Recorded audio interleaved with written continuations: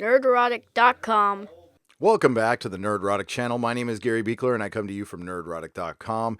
And originally I wasn't going to do this video because I thought it was a bit of a touchy subject, but then I thought to myself, why? Why is this a touchy subject? What subject, you ask? Well, it's Doctor Who, and Star Trek's Sonequa Martin-Green was not surprised by reaction to Jodie Whittaker's Doctor Who casting. Both women made history on their roles. Yes and no.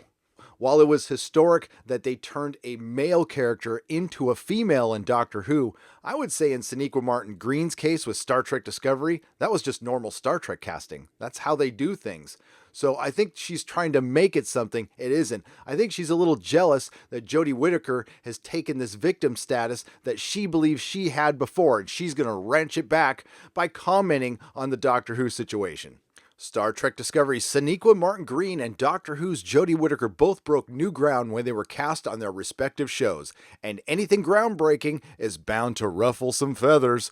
Martin-Green faced criticism early on from a certain but toxic subsection of the Star Trek fandom. Who? A few people on Twitter with 8 or 9 followers. Is that what we're talking about? Is that what we're referencing? Is that what we're trying to lump in with anybody who criticizes this show, who felt her casting appealed to PC culture? There's a big difference between somebody actually being against someone being in a TV show based on their skin color, religion, body size, or whatever, and somebody simply pointing out what the creators of the show said their priority was when it came to casting. Their priority was diversity. So some people said, hey, that's kind of a politically correct move. Does that now make you racist? While Jodie faced opposition from those Doctor Who fans who believe that the Time Lord should be male. Yeah, I feel the Time Lord should be male. I could think the Time Lord should be male and not be sexist. Both can be true. I would watch a show about Romana. Jodie Whittaker would be awful as Romana, to be honest with you, but I would watch a Romana TV show all day long. I also watched the Sarah Jane Adventures, which was about a companion, a word you can't even say anymore, the greatest companion. It's very entertaining, something I could watch with my kids. So please save those arguments. In a recent chat with Sonequa Martin-Green about the second season of Discovery, Digital Spy, and other media asked her if she was surprised to see opposition in the Doctor Who fandom to a female doctor. You know, I was not surprised by it, she admitted, because people were upset that a black woman was the lead of Star Trek. Again, I ask where? What Star Trek fans were upset about a black woman being a lead? There was a lot of vitriol that came our way and came my way when I first came on board. It was like, I think they're just checking off boxes and meeting quotas. How dare they? And all of that. These were people who claimed to be die-hard Star Trek fans. Again, show receipts. And I think that's completely antithetical. How can you say that? So all that means is you just have so much further to go. While I was doing my Star Trek Discovery Season 1 Special Features Blu-ray review, special features, I watched the Sonequa Martin-Green interview, and she made a point to bring up diversity about 3 or 4 times, and she also insinuated how less white the show was and how good of a thing that was. So let's talk about how far along we have come, because it is my belief when we have come along that far, it's not a big deal, and you're just an actress at the lead of a show that isn't particularly very good. You just have so much further to grow, so it doesn't surprise me, unfortunately, that people would push back about that, because change is really difficult, and a lot of people are not willing to do it. Change is difficult, Sonequa. It's very difficult, and the thing about inclusivity is it's all-inclusive. It's not exclusive, so you are not excluded from criticism. So that kind of change might be difficult for you, but you're a lead actor now, a lead actor in a major franchise. You're not just some sub-actor in The Walking Dead. You are heading Star Trek. You are the face of Star Trek right now. And unfortunately, that face has a lot of trouble showing expression.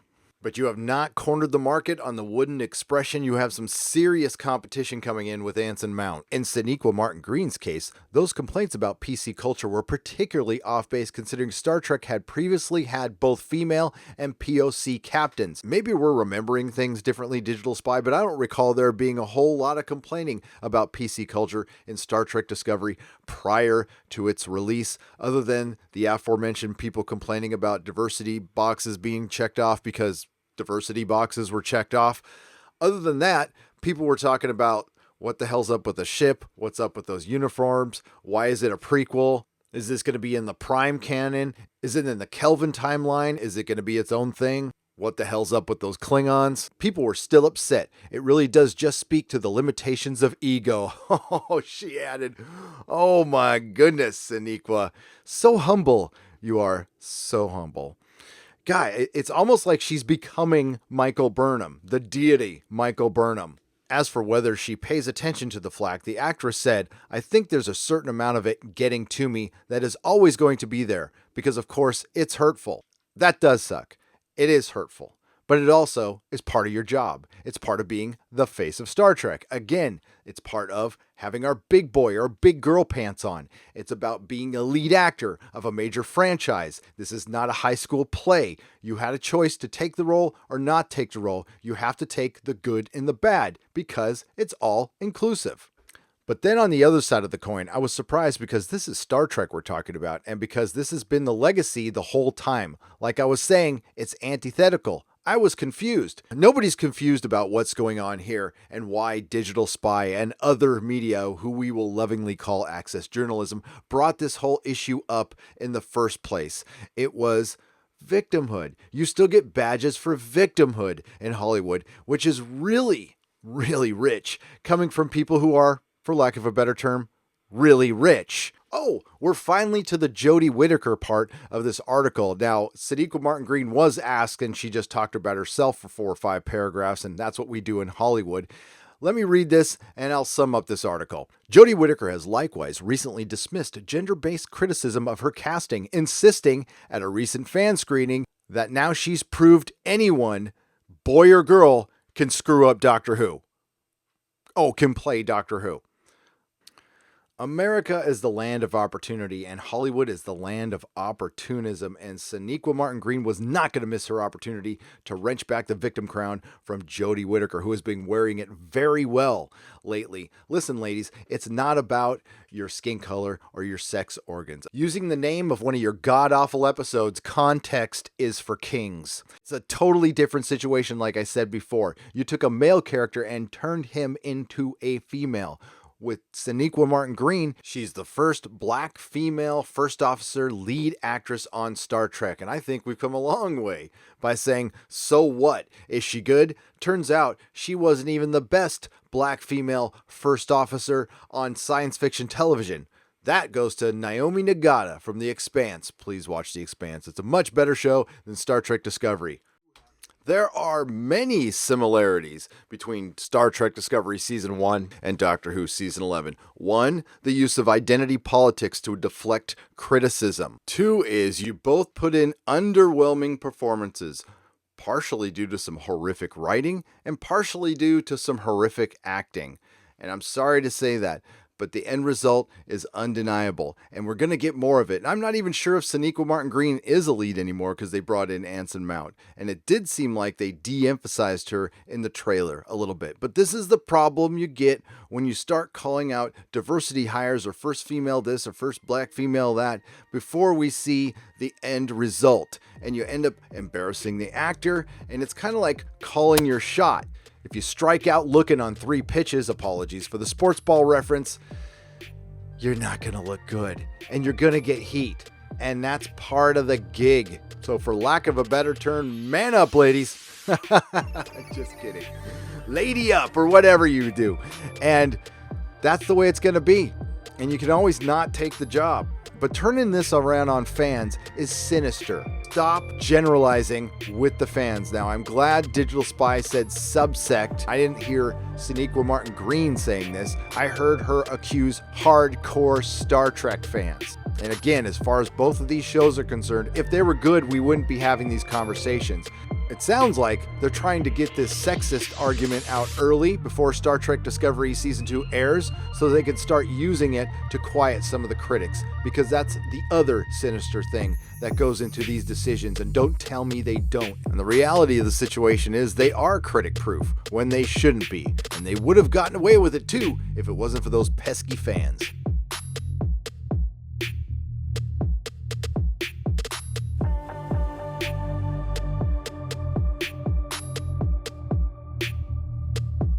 Now, we are in the middle of a full-on Whovian revolt in Doctor Who, and it's been pretty quiet on the Star Trek front, but that's because we were between seasons and the whole world didn't get the privilege to see the short treks, and believe me, you're better off. But I think Star Trek is going to come strong, and YouTube is going to be very entertaining over the next few months when we see Whole Foods Spock hit the scene. If you like what you heard, please like, share, and subscribe. If you didn't like what you heard, hey, thanks for listening this long.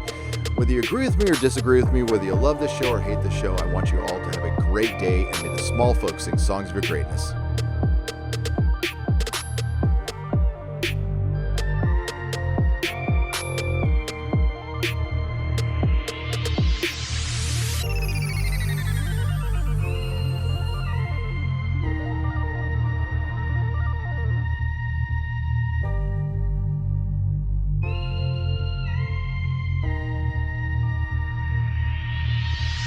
Nerderotic.com.